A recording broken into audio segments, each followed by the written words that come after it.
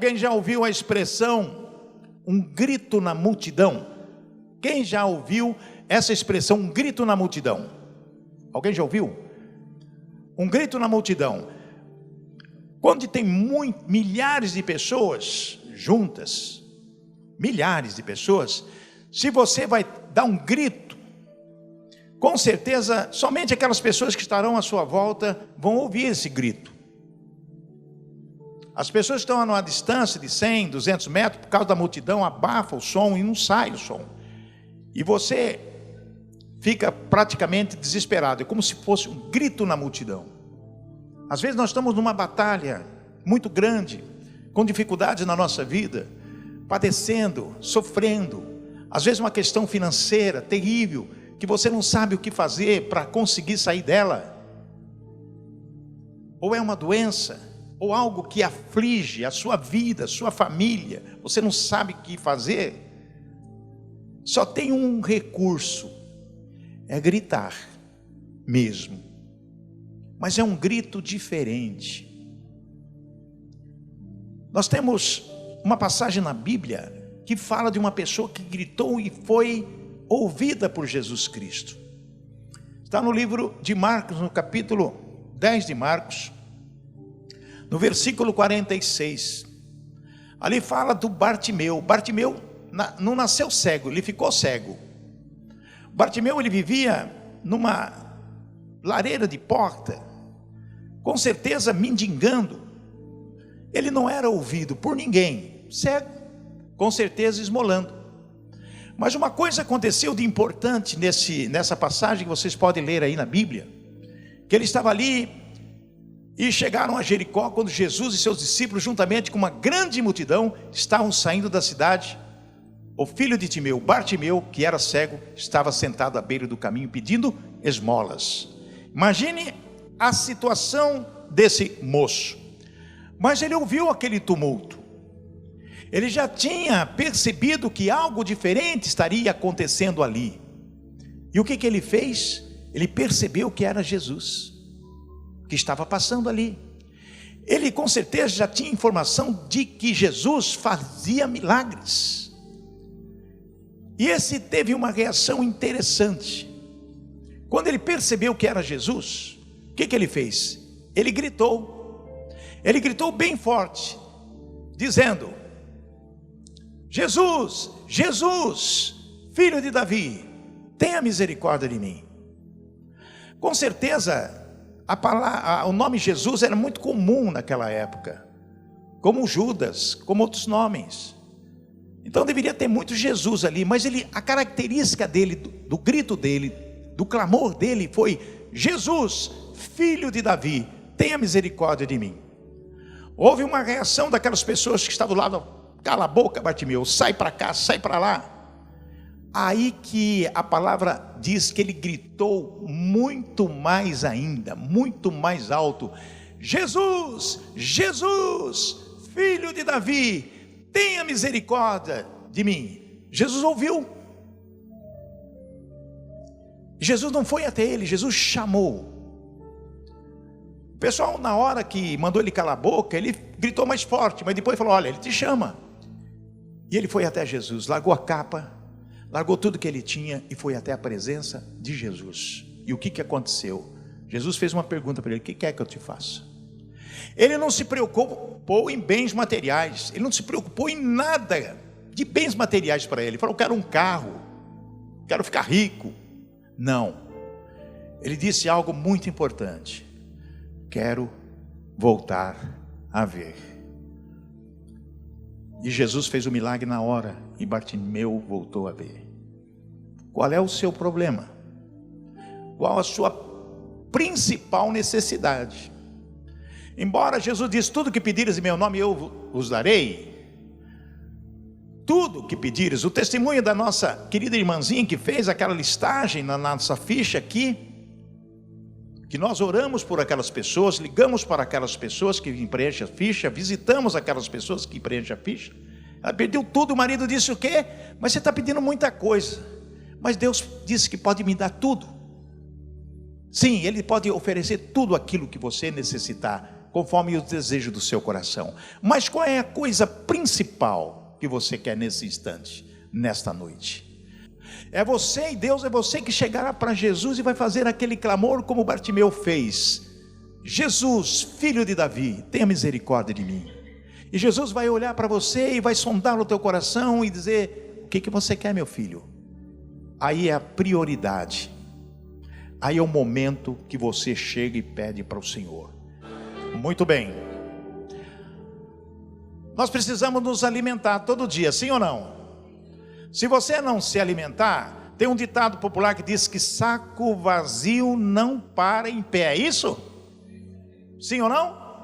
Saco vazio não para em pé, quer dizer, isso aí às vezes a mãe da gente fala: olha, você tem que comer, menino, a avó fala, né? Você tem que comer, saco vazio não para em pé. Então nós precisamos nos alimentar, não é verdade? Qual é o alimento principal da nossa vida? O alimento principal da nossa vida, eu vou dizer para vocês, é o alimento espiritual. O alimento principal da nossa vida é o alimento espiritual. E como que nós podemos ter o alimento espiritual? Primeiro nós precisamos ter o alimento material. Nós precisamos nos alimentar, nos fortalecer, porque se você não comer o alimento material, você não vai parar em pé.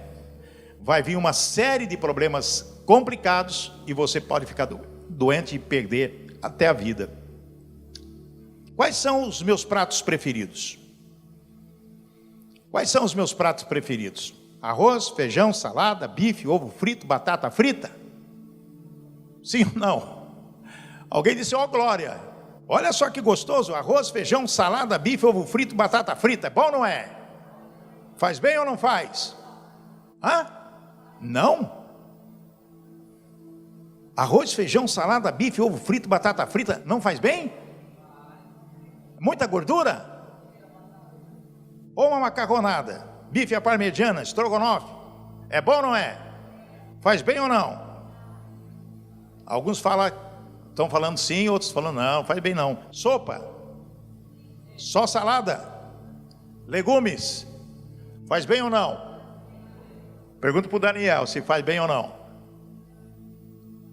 Churrasco, aquela picanha, com aquela gordurinha. Muito bem, o que pode trazer para nós? Colesterol, problemas hepáticos, não é isso? Sobrepeso, diabetes, doenças diversas. Se nós não controlarmos a nossa alimentação de acordo com aquilo que o nosso corpo necessita, que nós necessitamos, nós podemos ter uma série de doenças que vêm dos alimentos. Algumas pessoas não se preocupam com isso. Eu vou dizer, eu não me preocupo com isso não, mas às vezes a gente tem que se preocupar sim, porque dependendo da sua alimentação, você vai viver bem, não vai engordar, não vai ter barriga, não vai ficar com sobrepeso, vai ter uma vida saudável. Alimento saudável e exercício físico. Agora o principal é, sem dúvida, o alimento espiritual. Amados, nós vamos falar essa noite algo que parece tão simples, mas é muito profundo e algo que nós não podemos deixar de lado de jeito nenhum. É o nosso alimento espiritual. Nós cuidamos sinceramente do nosso espírito. Você se alimenta espiritualmente? Nós vamos falar sobre a oração do Senhor, que é o esquema de uma prece com 7 tópicos principais, cada um representando uma necessidade humana básica. Você abre aí sua Bíblia em Mateus, no capítulo 6 e no versículo 9.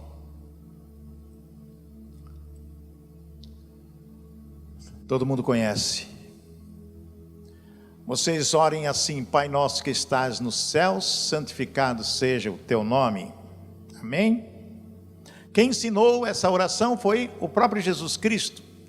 E através dessa oração existem 7 tópicos importantes do relacionamento entre nós e as necessidades que nós temos de Deus. Quando Jesus disse Pai nosso, Significa que nós necessitamos de uma paternidade. Nós temos que entender que Pai nosso, é o Pai, é o Deus Todo-Poderoso. Temos que incluir em nossa vida essa paternidade, nós temos que assumir essa paternidade.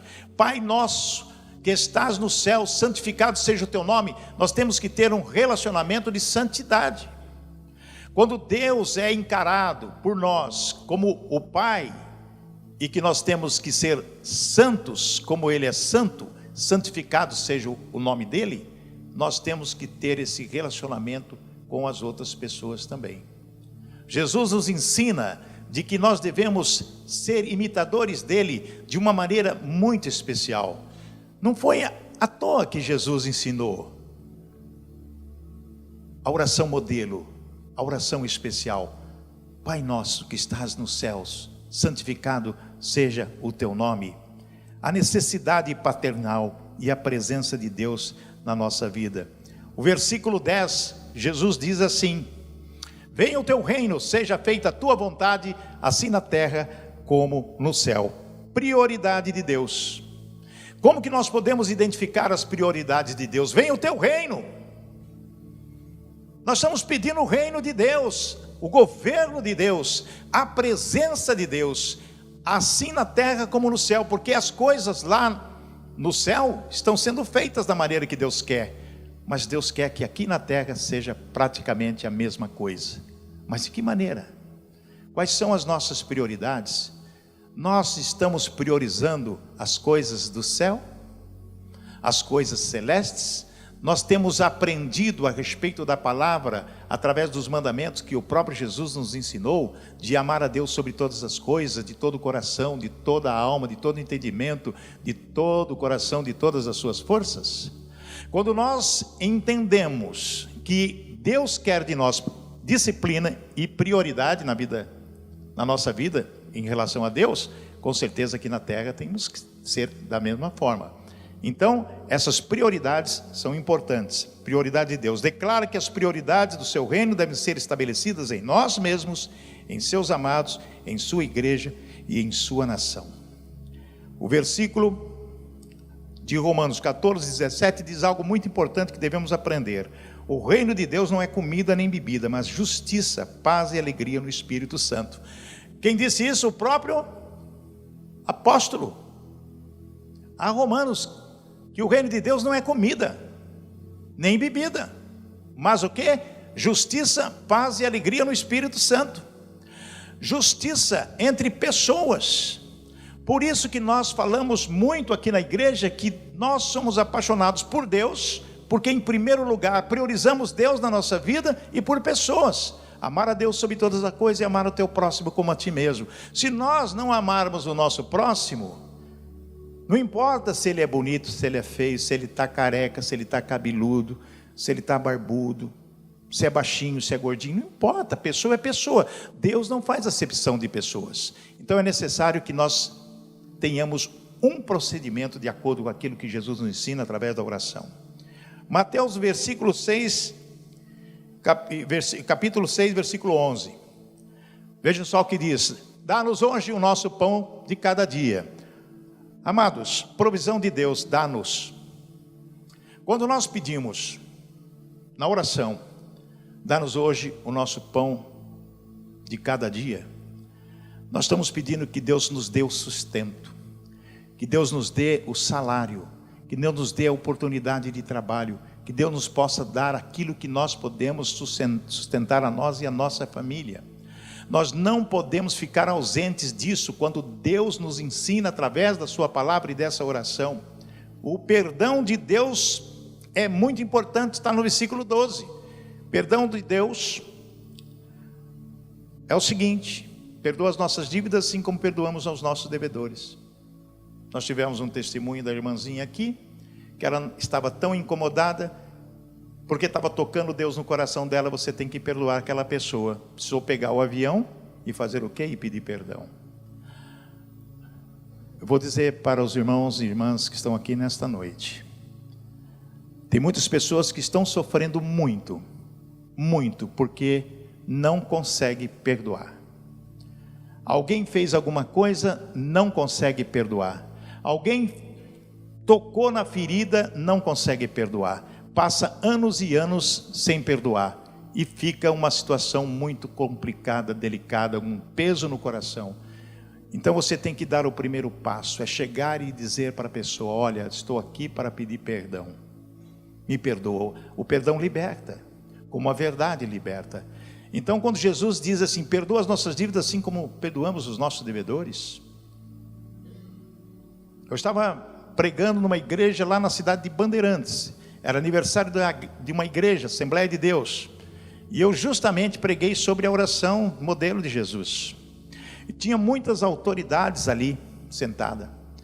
E atrás tinha um homem ali. Quando eu terminei a pregação, sentei ao lado do homem, do cidadão. Ele disse: olha, eu quero te pedir perdão.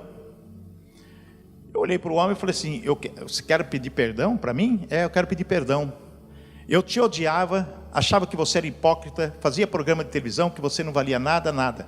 Você pregou esta noite. Eu sou ministro da igreja católica. Eu era um padre que estava ali, da igreja de Bandeirantes. Não era o padre Scampini, não. Eu era o padre auxiliar do Scampini. Um padre que eu não conhecia. Ele falou: eu quero pedir perdão, porque o que o senhor falou aí, eu não posso ministrar missa mais. Você me perdoa? Eu falei: lógico que eu te perdoo, mas você levanta, fala lá para todo mundo ouvir que você está me pedindo perdão. Ele levantou, foi lá, pediu perdão, chorou, me abraçou. Falou: não posso ministrar missa na igreja se não pedir perdão para o senhor. Estava equivocado com isso. Amados, tem tantas coisas na vida da gente, tem tantas pessoas que são equivocadas ao nosso respeito, ao seu respeito, que às vezes não olha para você, que não cumprimenta você, não te abraça, te ignora. Às vezes dentro dos bancos da igreja acontece isso. Você passa por uma pessoa, você quer cumprimentar a pessoa, você quer abraçar a pessoa fala assim: não me toque. O abraço, o toque, o carinho, o óculos santo, que é o beijo santo, as pessoas desprezam. É como se tivesse uma rejeição ou preconceito por pessoas. Tem um rapaz que vem aqui na igreja, ele senta todo domingo, ele senta aqui, eu não sei nem o nome dele, que ele é meio complicadinho. Como que ele chama? Carequinha, o Sabiá. Eu não posso sentar. Quando chego aqui, o Sabiá, ele pula em mim, fica horas me abraçando ali. Mas o abraço dele é tão gostoso, porque a gente sabe que é um abraço sincero, de amor, de amizade. E tem uma outra menina, que quando eu venho na igreja, ela vem aqui, ela tem problema, ela não fala, ela vem, chega ali e me abraça carinhosamente e me dá um beijo.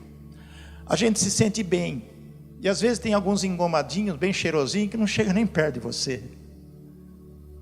Ou talvez porque não tem amizade. Mas será que entre irmãos tem que existir esse negócio de amizade? Tem que existir muito mais que amizade. É irmão, é afeto, é carinho, é amor. É apaixonado por Deus e por pessoas. Então você tem que olhar uma pessoa, você tem que dar um abraço nela e agradecer a Deus pela vida dela e orar por ela. Perdão. Olha, eu às vezes tenho pessoas que têm um cisma, a pessoa parece que aquela pessoa não gosta de mim, eu chego lá e falo: você pode me perdoar? Ele falou: do quê? Eu falo: não sei, você parece que... Não, pelo contrário, e a gente se abraça. Então não deixe passar a oportunidade de fazer o que tem que ser feito, porque é Jesus que diz: perdoa as nossas dívidas assim como perdoamos os nossos devedores. Como que você pode pedir perdão para Deus se você não consegue perdoar seu irmão? E a palavra é clara, muito clara. Vejam Mateus 6,13, o que diz: não nos deixes cair em tentação, mas livra-nos do mal, porque teu é o reino, o poder e a glória para sempre. Amém? O poder sobre Satanás. Orar pedindo por uma barreira de proteção sobre a si mesmo e seus amados. Coloque verbalmente a armadura de Deus. Nós temos que orar para o Senhor, para que Ele nos coloque uma barreira. Gente, isso é bíblico. Veja lá Jó. Olha o que diz Jó. Jó no capítulo 1, versículo 9 e 10. Olha que está lá em Jó. Diz assim: será que Jó não tem razões para temer a Deus? É o diabo falando para Deus, quando houve aquela coisa terrível contra Jó. Será que Jó não tem razões para temer a Deus? Respondeu Satanás. Acaso não puseste uma barreira em volta dele, da família dele e de tudo que ele possui? Gente, Satanás chega à presença de Deus e falou assim: o Jó conseguiu, não blasfemou, ele está lá tranquilo, está lá uma peste em cima dele. Então ele chega para Deus e diz o seguinte, né? Acaso não puseste uma barreira em volta dele? Quem pôs? Deus. Em volta da família dele, em tudo que ele tem. Então, quando nós vencemos o Satanás através da oração, não nos deixei cair em tentação, mas livra-nos do mal, nós pedimos a Deus proteção, porque diz: não nos deixes cair em tentação, não nos deixes cair em tentação, porque a tentação ela vem, mas nós pedimos para Deus: não deixa a gente ser tentado. E a palavra de Deus nos ensina até que nós devemos confessar até a tentação, para não cair na tentação. Amém, irmãos? Então nós temos que ficar espertos, porque o Satanás é aquele que fica ao nosso derredor, querendo nos tragar como um leão, está lá em Pedro. Então nós precisamos estar preparados para isso, porque a palavra nos ensina algo muito prático para as nossas vidas, aplicações práticas para o alimento espiritual. Primeiro, ore sempre com honestidade e sinceridade. Às vezes a pessoa não sabe orar. Às vezes em comunidade, alguma coisa, as pessoas pegam as mãos umas das outras: vamos orar. Pai nosso que estais no céu, santificado seja o vosso nome, seja feita a vossa vontade, assim na terra como no céu. Amém. Foi uma ladainha. Nós temos que aprender a orar com amor e com sinceridade. Mesmo que seja a oração explícita na Bíblia, em Mateus capítulo 6, versículo 9 em diante, é orar: Pai nosso que estás no céu. É orar com o coração, é buscando esse Deus maravilhoso, é fazendo algo muito importante que o próprio Jesus Cristo nos ensina. Então, orar sempre com honestidade e sinceridade. Empregue diariamente a oração do Senhor com adoração, intercessão, petição e clamor e louvor. Olha quanta coisa está nessa oração, gente. Empregue diariamente a oração do Senhor. Essa é uma oração do Senhor com adoração, intercessão, petição, clamor e louvor. E tenha um relacionamento íntimo com o Pai, segundo a orientação de Jesus em Mateus capítulo 6, versículo 6. Jesus diz o seguinte: quando você for falar com seu pai, ter o seu tempo a sós com Deus, olha o que Jesus disse: mas quando você orar, vai para o seu quarto, fecha a porta, ore ao seu pai que está em secreto, então seu pai que vê em secreto o recompensará. Amém? Jesus está dizendo que vai ter uma recompensa. Você e Deus. É naquele momento especial que você abre o coração e conversa com o teu pai, com clamor, com petição, intercessão, com oração sincera no coração, para que você possa receber dele o que? Recompensa. E a recompensa vem quando você clama, quando você busca, quando você tem o seu coração sincero. Amém, irmãos? Glória a Deus. Qual é a necessidade que você tem no dia a dia da sua vida? Qual é o momento mais importante que você tem no dia a dia, que você tem hora que diz assim: meu Deus. Quando você clama ao Senhor: meu Deus, por que isso tem que acontecer comigo? Meu Deus, por que tanto sofrimento? Meu Deus, que situação terrível estou passando. Meu Deus, como eu vou sair dessa? Como que vai ser o escape? O que o Senhor vai preparar para mim no meu futuro? Situações que nós só temos as respostas quando nós entregamos nossa vida para Jesus. Essas respostas que você tem no dia a dia só depende de você entregar sua vida para Jesus. Mas a pessoa fala assim: mas eu conheço Jesus. Entregar a vida para Jesus é abrir o coração e dizer: eu te quero. Eu quero o Senhor comigo. Eu quero viver contigo. Eu quero colocar minha vida, minha casa, minha família, meus negócios diante do Senhor. Eu quero me entregar ao Senhor. Jesus, filho de Davi, tem misericórdia de mim. Quem que está gritando? Bartimeu. Quem é Bartimeu? Ninguém. Mas ele tinha um sentimento de algo importante, ele queria se entregar para Jesus, gritou mais alto: Jesus, filho de Davi, tenha misericórdia de mim. Jesus ouviu, chamou, ele foi, ele se entregou, ele disse: Senhor, eu quero enxergar, eu quero te ver. E Deus o restaurou e ele seguiu a Jesus Cristo. Você pode ser o Bartimeu essa noite.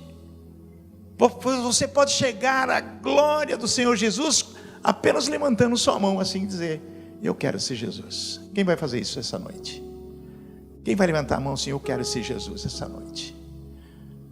Quem vai dizer assim: eu quero me entregar para Jesus? Amém, amém, amém, amém. Você vem aqui à frente que eu quero orar por você.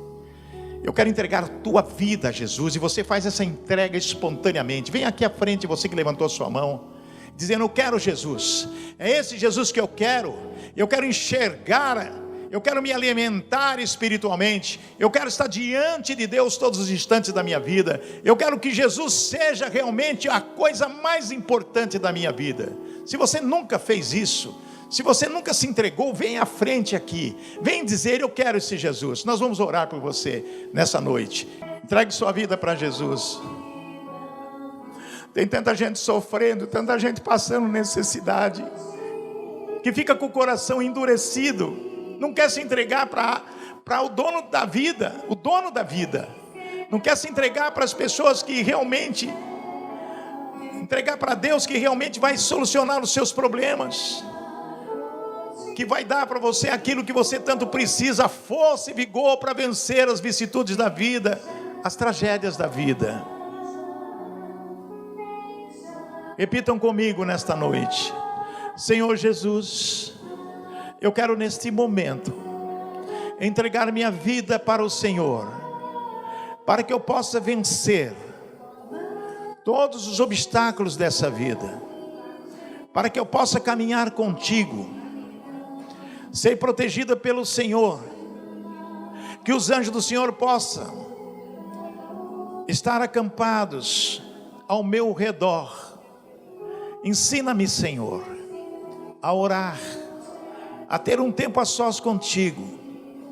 Ouça esse meu ato de contrição, porque neste momento quero entregar minha vida para ti, todas as minhas necessidades, para que eu possa viver com o Senhor até sua volta. Agora eu vou orar por vocês. Ó Pai, essas pessoas fizeram um ato de confissão, de receber o Senhor, para estar com o Senhor todos os dias da sua vida até a volta. Escreva o nome delas no livro da vida. Perdoa agora os seus pecados, para que elas possam vivenciar essa alegria de poder estar com o Senhor todos os dias da vida. Ajude-as, Senhor, a caminhar contigo até quando o Senhor assim o desejar. E nós queremos, como igreja, abençoar a todos, em o nome do Pai, do Filho, do Espírito Santo. Amém. Amém, igreja. Louvado seja o nome do Senhor, glorificado seja o Senhor, digno ao Senhor de honras e glórias.